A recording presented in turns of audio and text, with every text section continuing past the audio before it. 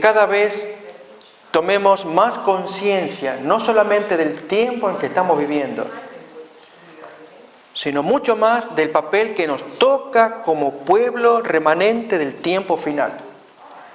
Cada acción, cada pensamiento que nosotros nos hacemos entre nosotros, cada omisión también, tiene un valor sumamente importante delante de Dios, pues significa la adecuada preparación o la ineficiente preparación de un ejército que se prepara para llegar a formar parte de los 144.000. Para ello, hermanos, vamos a hacer el siguiente estudio que he titulado Modelos bíblicos para el tiempo del fin. Esto es, veremos a 3 tipos de personas que vivieron situaciones especiales antes de su fin del mundo de cada una de ellas. Me refiero a Noé antes del fin del mundo de los antediluvianos. Me refiero a Lot antes del fin del mundo de Sodoma. Y me refiero a la generación apostólica antes del fin del mundo de Jerusalén. Es decir, en estas 3 generaciones, ellos llevaron ciertas conductas, acciones, omisiones, aciertos, errores, vamos a mirar, y que ilustran adecuadamente para que nosotros que estamos al borde de la eternidad imitemos lo que haya que imitar y desechar lo que haya que evitar. ¿Se entiende? Para ello, hermanos, tenemos que ver estos modelos a la luz de la palabra de Dios, tal como lo enseñó el apóstol Pablo, y en una expresión que ya la hemos adoptado como adventistas, tipología. Tipología es un método de estudio por el cual la Biblia propone un modelo o tipo que luego encuentra su contraparte en otro modelo o antitipo. De modo entonces que al mirar este primer modelo, al estudiarlo, al analizarlo, aplicamos principios que se vean en este otro modelo que de acuerdo a la Biblia están confrontados. Así fue, hermanos, como los adventistas entendimos el plan, el fracaso que le aconteció a Guillermo Miller, y fue gracias a la tipología. Miller y su gente, hermanos, cuando les aconteció el chasco, estaban absolutamente azorados, desanimados, entristecidos. Y a pesar de que uno de sus miembros, Samuel Snow, había trabajado con tipología, no vio la riqueza en la que se había metido. Él fue el que descubrió el 22 de octubre de 1844, este hombre. Miller no lo aceptó. Y recién lo aceptó ya al final, casi faltando pocos días para el 22 de octubre de 1844.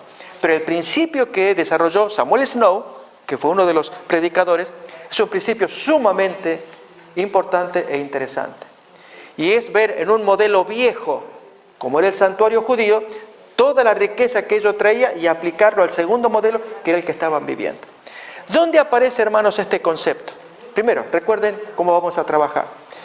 Es ver en el apóstol Pablo, en un estudio que vamos a hacer, el principio válido por el cual vamos a ver cómo Jesús pone a Noé como un modelo para el tiempo del fin. Pone a Lot y su esposa como un modelo para el tiempo del fin. Y a la generación apostólica, que es la que nos va a interesar, en la que esta tarde vamos a detenernos con detalle, a todos aquellos discípulos que se salvaron del fin del mundo de Jerusalén. Esa gente algo hizo, algo dejó de hacer también, y que ilustra para nuestra generación. ¿Se entiende, hermanos? 3 generaciones que enfrentaron su fin del mundo. Y hermanos, estudiamos esto porque no estamos en el tiempo de siglos atrás, Lutero, o la época medieval. No, estamos en los bordes, por lo tanto nos tiene que interesar, importar qué está ocurriendo y cuál es el papel que nos toca a cada uno de nosotros estudiando a esas generaciones. ¿Les parece? Ese es el estudio que haremos esta mañana. Modelos bíblicos para el tiempo del fin. Vamos pues, hermanos, al principio. 1 Corintios capítulo 10. Y veremos en algún momento citas adecuadas del espíritu de profecía.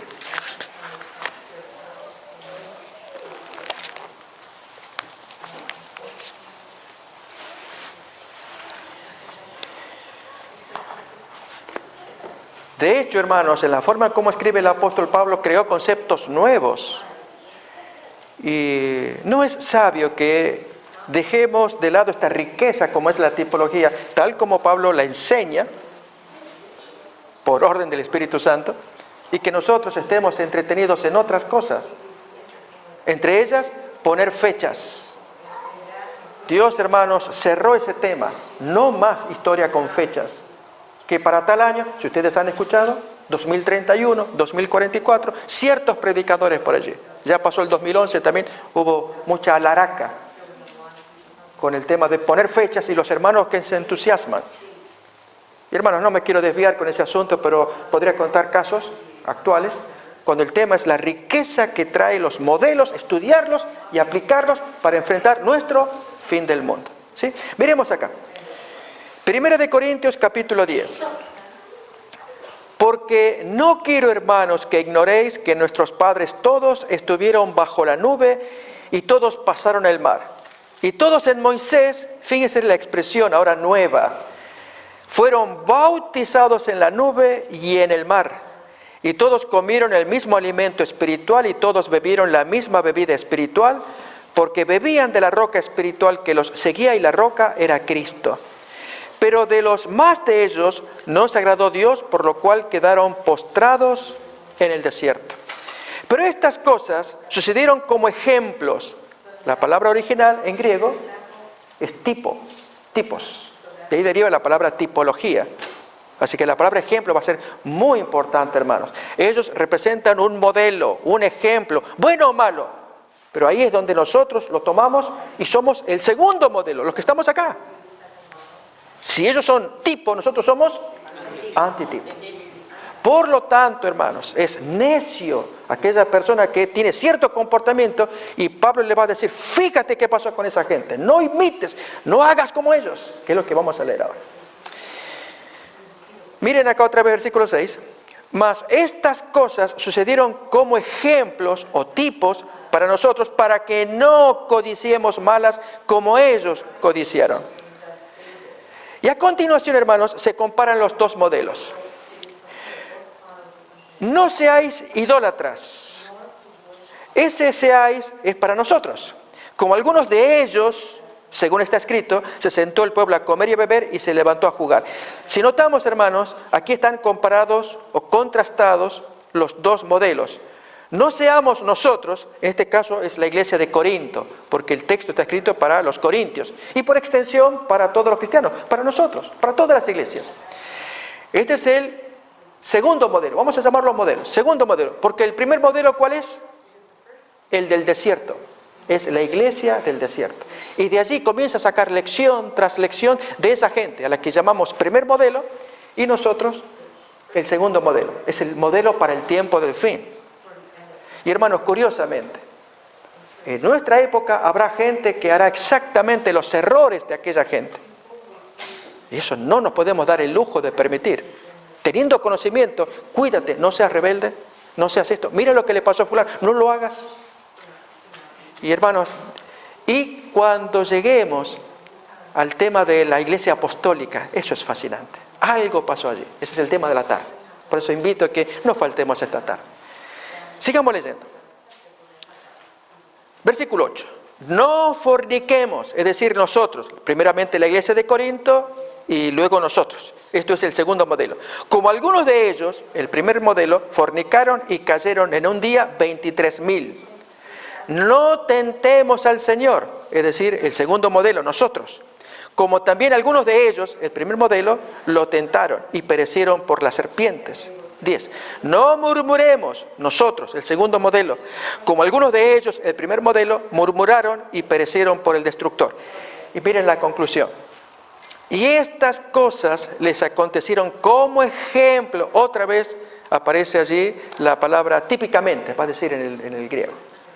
Nuevamente el concepto de tipo.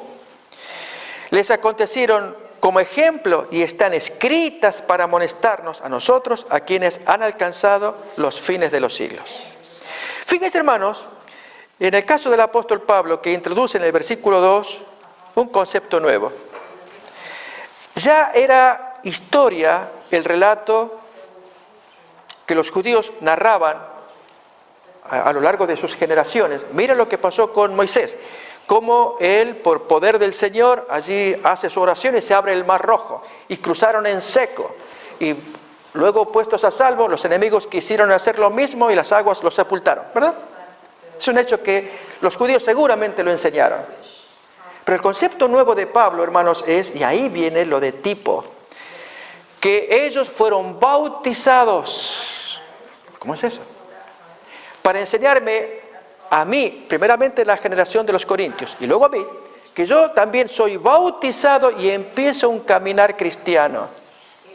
Ellos fueron bautizados en la nube, estar debajo de la nube y debajo del mar. Y luego del bautismo, ¿qué viene? ¿Qué dice el texto? La comida espiritual, porque están comiendo. Así ocurre con un cristiano. Cuando abraza la fe, escucha la doctrina, ¿qué viene luego? El bautismo. Y después de eso, su caminar cristiano. Come la palabra de Dios, bebe la palabra de Dios y lleva su caminar. Pero debe mirar ese modelo. No hagas esto, no hagas aquello. Haz esto de esta gente, esto sí, esto no.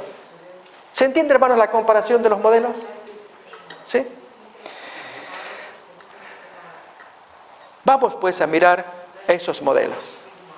Así como el apóstol Pablo trajo a la generación del desierto, la iglesia del desierto, como un modelo para los oyentes de sus días, que eran los corintios, y por extensión para nosotros, así, hermanos, vamos a hacer el mismo principio. Jesús lo va a hacer. Al traer a esas generaciones. ¿Cuáles son? Noé, Lot y la generación apostólica. Las tres enfrentaron sus respectivos final y salieron, felizmente, quienes eran consagrados. Así nosotros, se nos viene un final y estamos desafiados para salir adelante victoriosos. Miremos a los textos, hermanos. Vamos a ver en Lucas capítulo 17. Sí. Sí. Lucas 17, el versículo 26.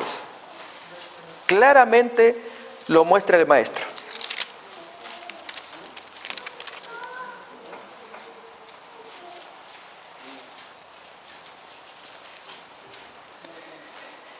Como fue en los días de Noé, así también será en los días del Hijo del Hombre.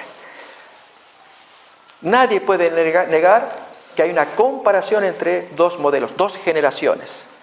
Fue en los días de Noé, así en los nuestros. Por lo tanto, hermanos, ya vamos a buscar un verbo en particular que está en Mateo, pero leemos primeramente aquí en Lucas. Qué importante es prestar a los símbolos, a las señales que aparecen reveladas en el texto, como por ejemplo lo que leemos a continuación.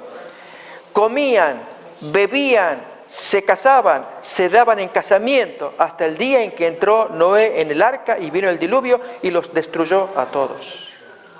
Pero miren un verbo adicional que aparece en Mateo capítulo 24.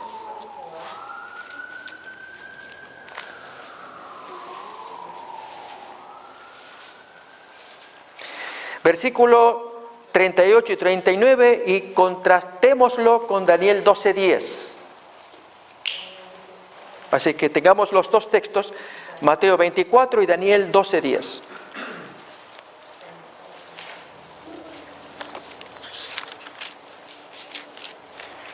Bien, Mateo 24, versículo 38. Va a decir lo mismo que Lucas 17, pero hay un verbo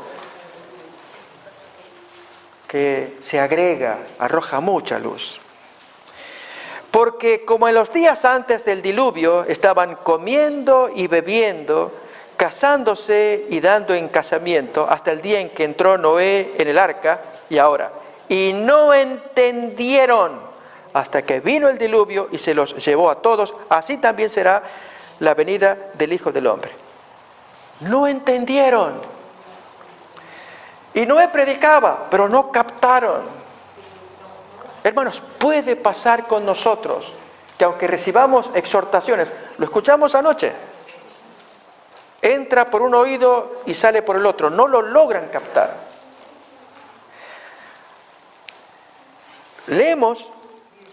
Daniel 12:10 y nos vamos al texto que escuchamos anoche para reenfatizar. Daniel 12:10 primero y el texto de noche, Lucas 9. Daniel 12:10.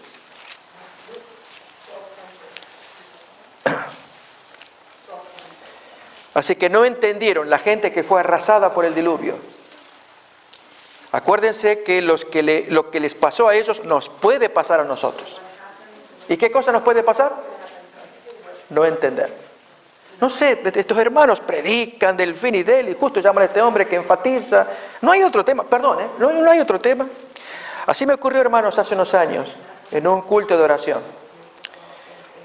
Los martes nos reuníamos para estudiar el libro Preparación para la crisis final, que contiene citas del Espíritu de Profecía. ¿Conocemos el libro?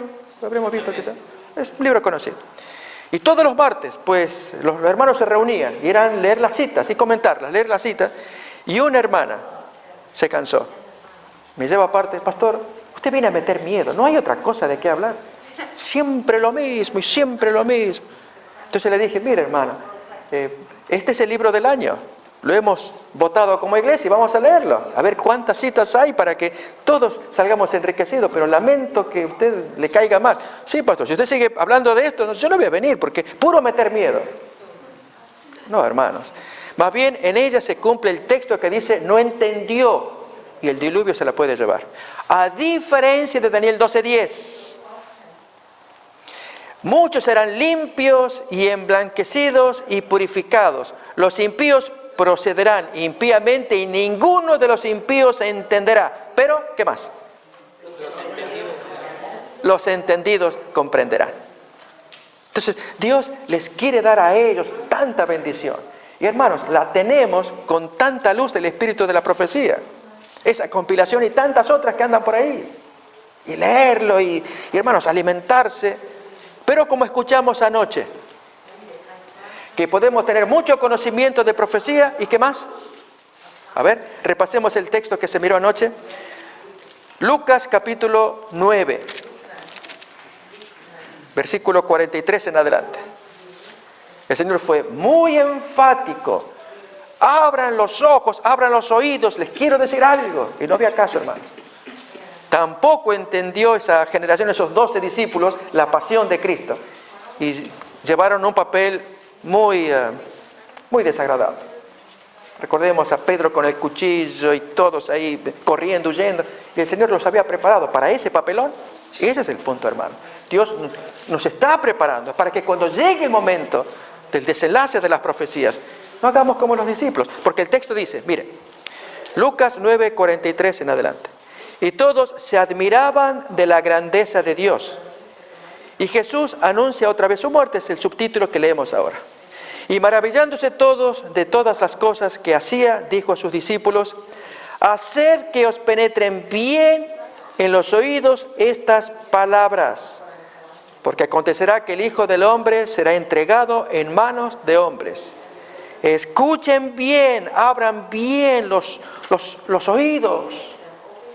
El maestro fue enfático, pero miren a continuación, mas ellos no entendían estas palabras, pues estaban veladas para que no las entendiesen y temían preguntarle sobre esas palabras. Y dijimos anoche, ¿por qué no entendían? ¿Por qué era? El versículo que sigue lo dice. Entonces entraron en discusión sobre quién de ellos sería el mayor. Eso sí que entendía. Cuando hay peleas, cuando está aquí la mente embotada de problemas carnales, ¿por qué tiene que ocupar el primer puesto? ¿Y por qué no el hermano? Y si no me votan a mí también, porque si me votan a mí, yo sí que doy vuelta a todo. No, hermanos, así con ese espíritu no entendemos nada. Y nos parecemos al otro grupo de los antediluvianos que son arrasados también en la perdición. No, hermanos, no podemos darnos ese semejante lujo. Esa es la lección que el Señor quiso enseñar a esta gente y nos enseña a nosotros, que además del conocimiento de profecía, tiene que haber una disposición del alma, una entrega, una humillación, confesión de pecados, abandono de malas prácticas, que cada cual sabe dónde le aprieta el zapato, para que entonces Dios tome a este hijo, hija, que tiene conocimiento, pero está consagrado y es dócil en las manos del Señor para que Dios lo utilice. Otra vez, hermanos, estamos mirando de los antediluvianos, de Noé, que así como pasó en aquellos días, pasará en los nuestros. Y ellos no entendieron, y el diluvio se los llevó, y podría pasar con alguno de nosotros que no entiende y se pierda también, porque tiene los sentidos embotados. ¿Sí? No entendieron, estaba velado, porque había mucha discusión entre ellos. Pero el texto de Daniel 12:10, ¿qué dice? ¿Qué dice? Los entendidos entenderán, porque serán limpios, purificados. Hermanos, hay un proceso para que entendamos. Y si son limpios, emblanquecidos, purificados, significa pruebas que tendremos que soportar, adversidades en las que, hermanos, no nos gusta, a nadie le gusta esa escuela. Y sin embargo, Dios sabe que puliéndonos, humillándonos, puede contar con ese hijo que ha sido purificado, emblanquecido. Y ahora sí va a entender, mientras que el impío no entiende nada. Precioso texto de Daniel, ¿cuánto? 12:10. Atesorémoslo, hermanos, también ese texto. Siguiente versículo. Vamos a mirar ahora la experiencia de Lot. Lucas capítulo 17. Ese es más rico todavía, como personaje bíblico. Y eso, hermanos, que todavía no miramos los textos de Noé. Ahora, ciertas características. Déjenme adelantar una. Salvó su casa, su familia. Hermanos, tenemos que trabajar por la familia como hizo Noé. Sí, nos queremos salvar. Es un tema que ya lo vamos a mirar. Déjenme mirar por lo menos los 3 modelos y luego a cada uno de ellos en particular. Porque, hermanos, a veces si descuidamos la familia, el cónyuge, los hijos, y yo entiendo que un poco va a pasar con Lot. Porque de él se dice que era varón justo.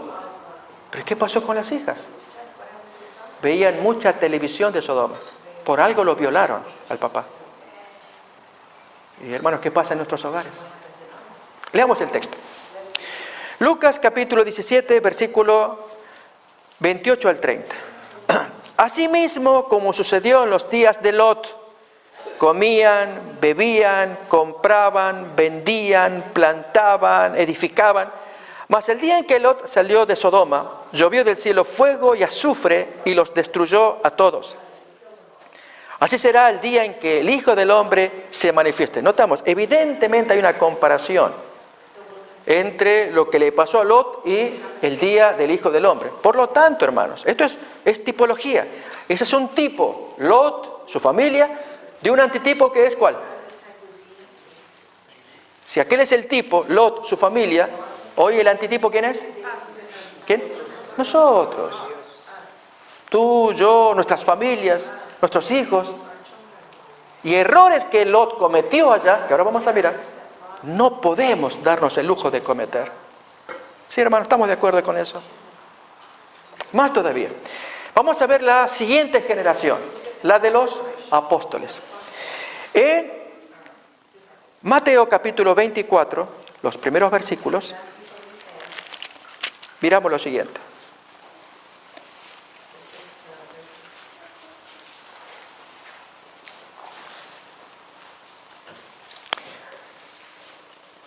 En los 2 primeros casos, Jesús comparó a Noé, así serán los días del Hijo del Hombre, y a Lot, así serán los días del Hijo del Hombre. Estudiar, pues, con detalle, qué le pasó a Noé, qué hizo él, qué no hizo, él con sus hijos, su familia. Lot, qué hizo, qué no hizo, errores, todo eso, hermanos. Tenemos que gastar tiempo para que imitemos lo bueno, desechemos lo malo. ¿Se entiende eso? Bien, ahora vamos a ver la tercera generación, la de los discípulos y todos aquellos que se salvaron antes de la destrucción final de Jerusalén por Tito. Mateo 24, versículos 1 en adelante. Cuando Jesús salió del templo y se iba, se acercaron sus discípulos para mostrarle los edificios del templo. Respondiendo él les dice: ¿veis todo esto?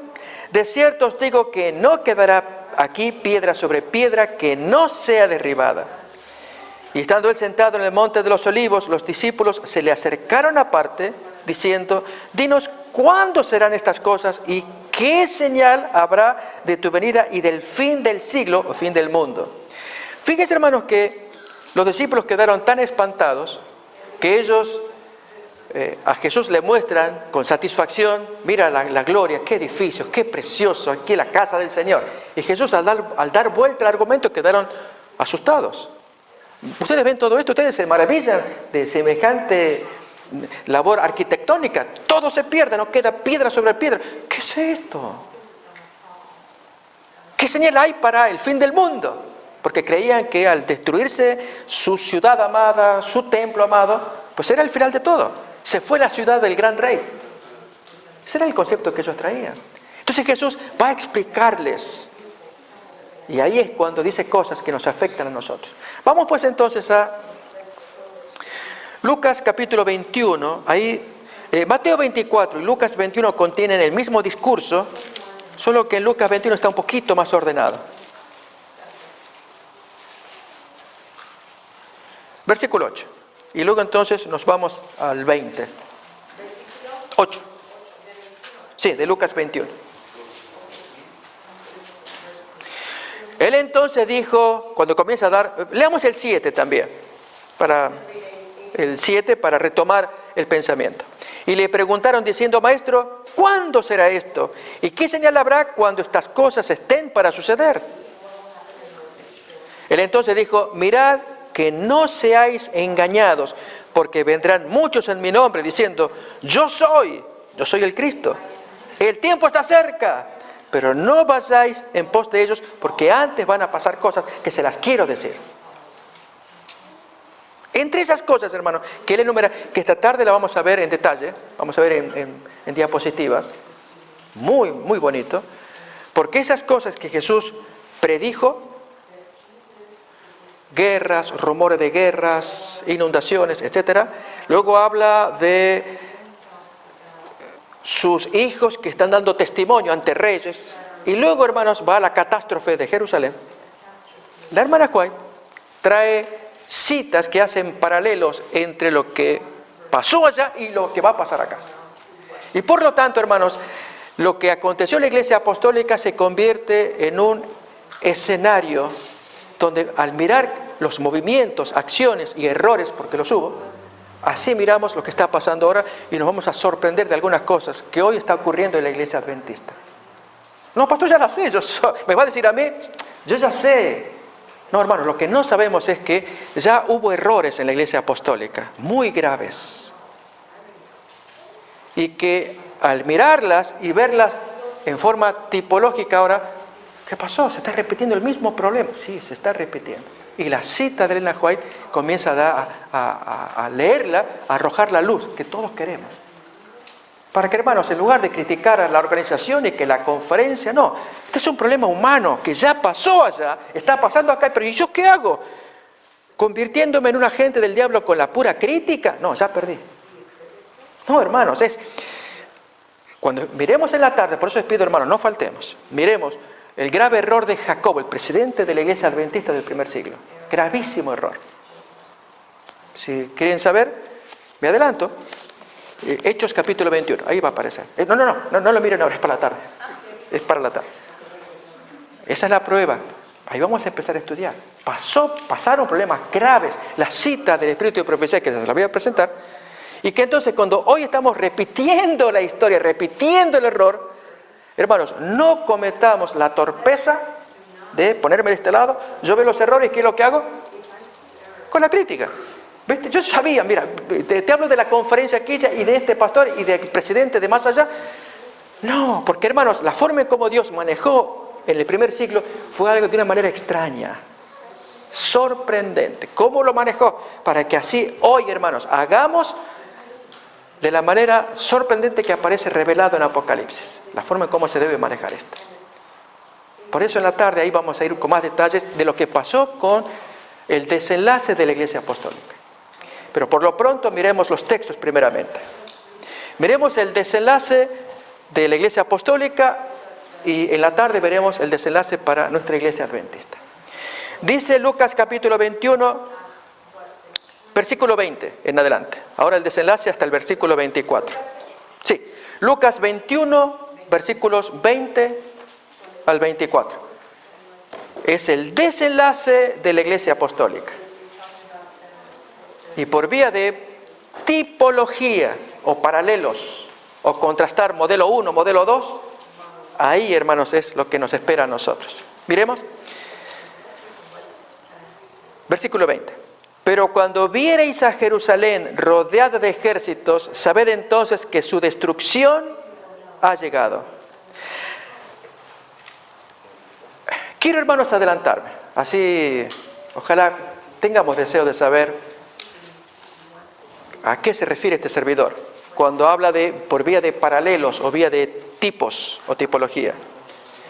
La hermana White compara el cerco, el sitio de los ejércitos de Jerusalén con un evento que va a ocurrir en nuestros días. Creemos que en nuestra generación. ¿Alguien sabe cuál? Gracias, mi hermano. ¿Lo escucharon? No lo repito. ¿Lo escucharon? Bueno, qué lástima que lo escucharon. Sí, hermanos, es la ley dominical. Oh, lo que pasó allá. ¿Y qué pasó con la iglesia apostólica durante el cerco? ¿Qué pasó? El texto nos va a decir, se escaparon. ¿Pero se escaparon por qué, hermanos? Hubo algo extraño que ocurrió. Y ya esto no lo va a contar el texto de Hechos, sino Flavio Josefo y la hermana White. Algo extraño pasó ahí. Hermanos, en nuestros días, frente a una venidera ley dominical que se nos viene, Dios va a actuar en formas extrañas. Y un requisito para ello, hermanos, es cuidar la boca, los pensamientos, no aparecer con críticas, porque la conferencia... así no fue como Dios actuó. No. Qué importante, hermanos, es que al ver los modelos y las cosas extrañas que pasaron para que esa generación de apostólica, ya no estaban los apóstoles, el último era Jacobo, él era el presidente de la iglesia. Y los apóstoles habían salido a predicar por diferentes partes, pero quedó una numerosa iglesia bajo el cuidado y el liderazgo de Jacobo. Todos se salvaron. Pero, hermano, fue un milagro, porque Jacobo cometió un grave error en Hechos capítulo 21. Estoy hablando del año 58 de la era cristiana. Eso así lo trae el comentario bíblico, es la fecha de Hechos 21. Durante 4 años la iglesia fue para abajo. Esta tarde se va a estudiar qué pasó. Hasta que algo le pasó a Jacobo, año 62.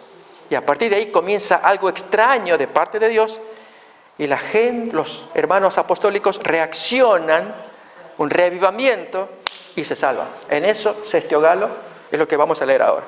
Hermanos, Dios tiene planes para nosotros. Pero si es que miramos los modelos, estudiarlos. Y esto significa que nos comprometemos para estar juntos, como en el tiempo de Guillermo Miller, cuando esperaban el advenimiento del supuesto fin del mundo para ellos. ¿Qué hacían? Se reunían en las casas, grupos pequeños, estudiaban la Biblia. Pero, hermanos, cuando nos ausentamos y voy cuando puedo, ¿quién viene a predicar? Fulano, no, me voy a otra iglesia. Estamos ahí, hermanos. Y cuando actuamos así, cada vez nos retrasamos. Si tuviéramos un objetivo de estudio, pongamos un libro de la hermana White, no hay problema, pero venir a reunirnos. Que Dios vaya preparando su pueblo, porque Él quiere hacer obras extrañas en el tiempo final. A ver, Pastor Contreras, ¿qué le pasa? ¿Qué es eso de extraño? Las 7 las vamos a mirar en la tarde. Sí, hermanos, Dios va a actuar en formas extrañas y requiere mentes abiertas. No que vamos a violar nada, no. Aquí formas de actuar que Dios tiene para probar quiénes son los que le aman, que están dispuestos a dar el paso adelante. Acuérdense, hermanos, que a Moisés le tocó presenciar algo extraño. La gente le decía, ¿para qué nos trajiste acá? Están las hordas egipcias que vienen en camino para destruirnos. De un costado tenemos las montañas y detrás de nosotros, ¿qué tenemos? El mar. El mar y el ejército acá. Y miramos el ejército, ¿a dónde escapamos? Hay montañas y el mar, ¿a dónde? Hermanos, ellos tenían forma extraña de actuar. Moisés, entonces, ¿nos trajiste acá para matarnos a todos? Si era así, más vale seguir de esclavos allá. No, hermanos, no era matar a su pueblo, matar a los enemigos. Pero debían confiar en ese Dios y en el liderazgo de Moisés. Y cuando se abrió el mar, hermano, ¿qué es esto? Y la gente no entendía. Vamos, metámonos, salvémonos. Rápido, hagan. Y se fueron todos hasta que cruzaron. Y el enemigo intentó hacer lo mismo y Dios los mató a todos. Sí, hermanos, Dios tiene, pero necesita no gente protestona. Moisés, ¿qué hiciste? ¿A dónde nos trajiste? No, hermanos. Dios de misericordia los va a salvar. Pero mucha de esa generación se perdió en el desierto, ¿sí o no? 40 años, puro protestar. Cuanto más humildes, hermanos. Eso significa, acordémonos de lo que se miró anoche, el Getsemaní. Es humillación del corazón. Las pruebas que nos van a venir, adversidades, y cada cual tendrá la suya. Aférrese a su Dios. Dios lo está entrenando para que forme parte del ejército sumiso que Dios va a ir guiando. Ok, con esto, vayan por acá. Y al escuchar a nuestros líderes, que haya sintonía del Espíritu Santo entre un espíritu acá y el otro allá, mi corazón y mi mente, escucho al hermano. Y hermanos, estamos sintonizándonos en lugar de como alguien sugería. ¿Y por qué no escribimos en un manual qué es lo que hay que hacer para el tiempo del fin? No, hermanos, que el Espíritu Santo nos guíe. Porque estamos sumisos. Miremos más el desenlace ahora de la tercera generación, la de los cristianos apostólicos. Versículo 20. Pero cuando vierais a Jerusalén rodeada de ejércitos, esto fue por Sestio Galo, sabed entonces que su destrucción ha llegado. Esto ocurrió en el año 66 de la era cristiana. Entonces los que estén en Judea huyan a los montes, y los que en medio de ella váyanse, y los que estén en los campos no entren en ella. Porque estos son los días de retribución para que se cumplan todas las cosas que están escritas. Mas ay de las que estén encintas y de las que críen en aquellos días, porque habrá gran calamidad en la tierra e ira sobre este pueblo. Y caerán a filo de espada. Esto ocurrió con el segundo sitio, el de Tito. Hubo dos sitios importantes. El de Sestio Galo primero. El hombre no hizo buena tarea, se asustó y regresó. Y ahí había que aprovechar cuando irse. Pero en verdad, hermanos, en la tarde a ver si lo podemos escuchar, Sestio Galo hizo dos sitios. En el primero era el que había que escuchar a Jesús que dijo, oren para no huir en sábado, oren para que no les toque el invierno. Mateo 24. Y efectivamente, hermanos, cuando Sestio Galo llega, era sábado. ¿Y qué pasó? Los judíos ortodoxos, los dueños de casa, atacan a los romanos y entonces estos huyen y quedó desguarnecido. Era sábado. ¡A escapar! No, no lo hagan. Y hermanos, Jesús tenía razón. Porque duró 2 o 3 horas la persecución y volvieron, que si encontraban compatriotas huyendo los mataban.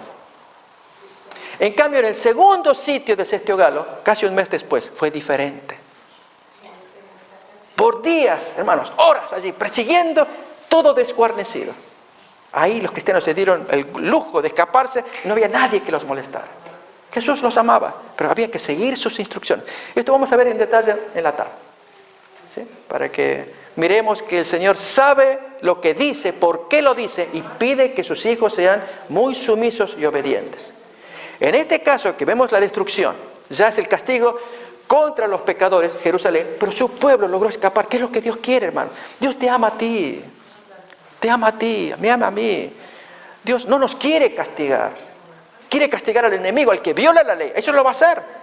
Pero, hermano, siendo sumisos, obedientes, consagrados, confesando nuestras faltas, y que el Señor nos ponga la marca, su sello, el sello protector para los 144.000. Entonces, somos protegidos de la destrucción que les cae a los otros. Dejémoslo a ellos. Eso es un problema que Dios tiene con ellos, no con nosotros.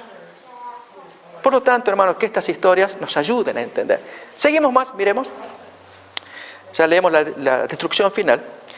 Y caerán a filo de espada y serán llevados cautivos a todas las naciones, y Jerusalén será hollada por los gentiles hasta que los tiempos de los gentiles se cumplan, lo que ocurrió en el año 70. Así que el 66 fue el primer intento de sitio de Sestio Galo. En el año 70 es Tito, otro general, el que destruyó absolutamente 4 años allí, que los judíos sufrieron mucha presión, pero no podían salir. Una historia que miraremos en la tarde. Voy a invitar, hermanos, a que escuchemos citas del Espíritu de Profecía. Una está en Eventos de los Últimos Días, página 18. Y tengo acá conmigo una cita también del deseado. acerca de lo que representa Jerusalén para nuestros días. Vale la pena estudiar qué le pasó a Jerusalén. De hecho, invito a que repasemos, cuando tengamos tiempo, el capítulo 1 del conflicto de los siglos, la destrucción de Jerusalén. Una historia fascinante de lo que ocurrió en esa generación de los apóstoles.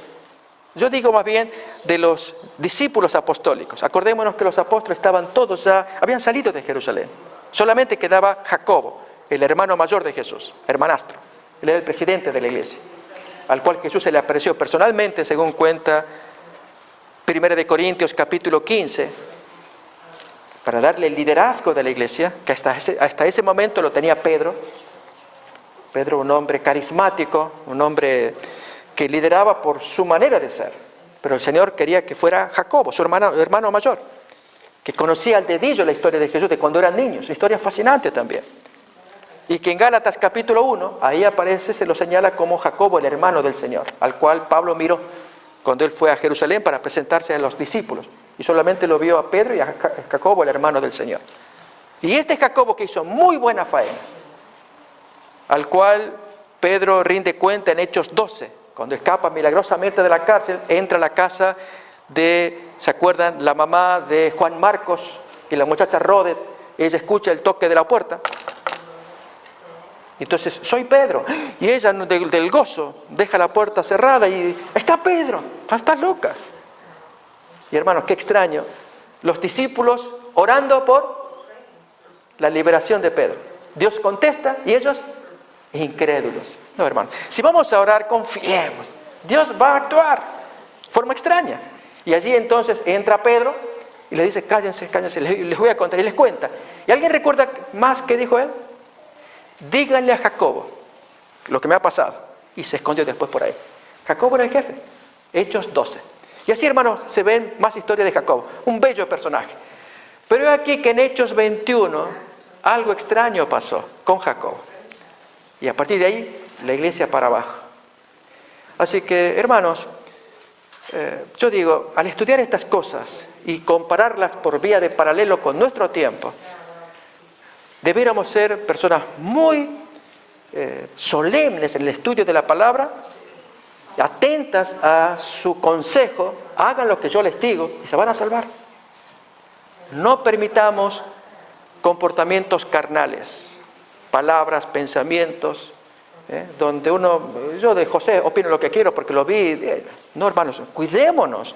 Dios está seleccionando su ejército, los 144,000. La cita de Hechos de los Eventos, página 18, dice así, y leo una cita del deseado.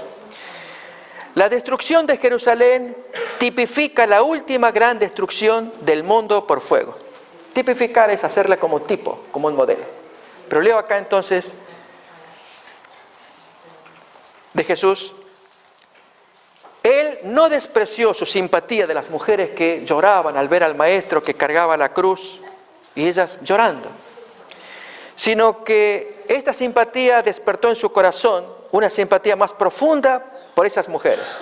Y les dijo así: hijas de Jerusalén, no me lloréis a mí, mas llorad por vosotras mismas y por vuestros hijos. ¿Por qué, hermanos, Jesús dijo esto? No lloren por mí, lloren por ustedes. Porque esas mujeres no sabían, Josefo lo cuenta después, él fue de paso, hermano, ¿quién es este señor? Este es un soldado, era sacerdote, se hizo soldado, que peleó contra Cestio Galo, contra Tito, pero lo tomaron preso. Y él se las ingenió para no ser muerto por el enemigo. Él era un judío, leal a su patria. Pero entonces allí, viendo que la guerra estaba perdida, hizo lo posible para convencer a sus compatriotas. Y no pudo. Y vio la destrucción de Jerusalén, que fue destruida absolutamente. Y entonces, 7 años después de la destrucción, él escribe su libro, el primer libro, Guerra de los Judíos. Y cuenta cosas que, una de ellas es la que quiero contar ahora. Por algo Jesús les dijo a esas mujeres: no lloren por mí, lloren por ustedes. Miren, hermanos, Lucas capítulo 21, versículo 23. Sí, Lucas 21, 23. Alguien si se anima a sospechar por qué Jesús dijo lo que leemos ahora. Mas ay de las que estén encintas y de las que críen en aquellos días, porque habrá gran calamidad en la tierra e ira sobre este pueblo. No lloren por mí, lloren por ustedes. Pero maestro, lo que te hacen, y gritando a las mujeres, de dolor, emociones humanas. Pero Jesús le dice, no, lo mío, yo ya sé qué pasa conmigo, está con la profecía, lo que se les viene a ustedes. ¿Qué fue? El sitio ocurre en el año 66 y duró 4 años. Pero hubo intervalos en que los de Jerusalén fueron ellos sitiados por sus propios grupos fanáticos, que fueron 3. No los dejaban salir, hasta que luego vino Tito para poner orden y los destruyó. Durante esos 4 años, a excepción de la primera parte en que los cristianos pudieron escapar, ¿qué pasó en el resto del tiempo? Al estar encerrados por grupos... ¿sí? Sufrieron hambre. ¡Oh! No lo va a decir en voz alta, ¿no? No lo diga, para que así los hermanos sepan. Algo pasó para que Jesús con razón dijera, lloren por ustedes, ay de las encintas y de las que críen en aquellos días. ¿Por qué? ¿Qué pasó? Sufrieron hambre y en medio del asedio, ¿qué hicieron? Se comieron sus hijos. Eso lo cuenta Josefo. Terrible. Jesús ya lo veía. No lloren por mí, lloren por ustedes que se van a comer a sus hijos por el castigo que se viene contra ustedes. Hermanos, el Señor sabe lo que dice. Lo mismo cabe para nosotros. Hermanos, oremos, unámonos, pidámonos perdón porque el castigo grande contra el pecador es muy severo, pero que alguno de nosotros la puede ligar, como decimos comúnmente, de rebote. Si tú no tenías que estar ahí, tú estás de este lado, te descuidaste, no te preparaste. Mira lo que te pasó. Y fue a parar al otro lado. ¿Se entiende, hermanos? Tan serio que es, tan solemne. La cita, sigo, de la hermana White. Hijas de Jerusalén, no me lloréis a mí, mas llorad por vosotras mismas y por vuestros hijos. De la escena que presenciaba Cristo miró hacia adelante al tiempo de la destrucción de Jerusalén. En ese terrible acontecimiento, muchas de las que lloraban ahora por él iban a perecer con sus hijos. De la caída de Jerusalén, los pensamientos de Jesús pasaron a un juicio más amplio. En la destrucción de la ciudad impenitente, Jerusalén, vio un símbolo de la destrucción final que caerá sobre el mundo. Mis hermanos, si eso viene muy grave, no es para meternos miedo. No, hermanos. Como aquella hermanita que decía así, pastor, usted mete miedo. No. Eso se viene. Es como los dolores de parto. Una mujer que ya está para dar a luz. Y ella escucha historias de comadres. Ay, hijita. Ya te faltan unas cuantas semanas. Ojalá que no te pase lo que pasó con mi mamá. Que le tuvieron que hacer forceps. O con mi tía, que tenía el cordón umbilical allí, el bebé todo enrollado, o que nació de cola. Y entonces la joven primeriza se asusta. Y si nace y le falta oxígeno, y hermano, y se mete un miedo, le metieron miedo, porque es madre primeriza. No, hermanos, aquí no es meter miedo. Al contrario, viene el parto, el alumbramiento, y el gozo de tener el hijo. Así nosotros. Un mundo nuevo que se nos viene, pero hay deberes que hacer. ¿Sí? Tal como el médico que le diría a la muchacha que tiene miedo, primeriza. Ay, ya, no me hables más. Pero que doctor, si el niño nace de cola o nace con el cordón todo enrollado. O me hacen la cesárea y me parten y por ahí la infección. Hija, ya cállate. Te alteras de nada. Yo te llevo el control. Yo sé lo que hay ahí adentro. Tú haz lo que yo te digo. Tú guarda el reposo, no hagas movimientos, no hagas esto, lo otro. Yo sé, yo te estoy llevando. Para eso te pido que vengas a verme. Confía y vas a dar a luz normal. Así nosotros, hermanos. Confiemos en nuestro Maestro. ¿Creemos esto? Vamos a leer unos pocos versículos más. Y en la tarde, Dios mediante, veremos más detalles de estos personajes y las lecciones morales para cada uno de nosotros. Quiero compartir, hermanos, esta cita del espíritu de profecía. Patriarcas y Profetas, página 163. 163. 163. Fíjense, hermanos, qué bonito cómo lo que vamos a escuchar compara las tres generaciones con el tiempo del fin, con nosotros, y algo en común en las tres. Algo común para nosotros. Hubo una salida, una separación decidida de los impíos, una fuga para salvar la vida. Así fue en los días de Noé, primera generación. Así ocurrió en el caso de Lot, la segunda. Así en el caso de los discípulos antes de la destrucción de Jerusalén, tercer grupo. Así será en los últimos días. De nuevo se oye la voz de Dios en un mensaje de advertencia que manda a su pueblo separarse de la impiedad creciente. Si el Señor nos da ese mensaje, sepárense. Yo sé lo que les digo, sepárense. Pero hay aquí que a algunos de nosotros nos cuesta separarnos. Nos cuesta, hermanos, como le pasa a un cierto mono. Esta historia cuenta de cómo lugareños, aborígenes, cazan monos, changos, para comérselos. Son aborígenes. Y entonces, este animal tiene una predilección por una fruta, en la que él, cuando ve la fruta, le mete la mano, escarba, y entonces, con esfuerzo, logra sacar allí el preciado fruto que hay adentro. Y luego lo come. Entonces, los aborígenes están apostados alrededor de ese árbol preferido del mono.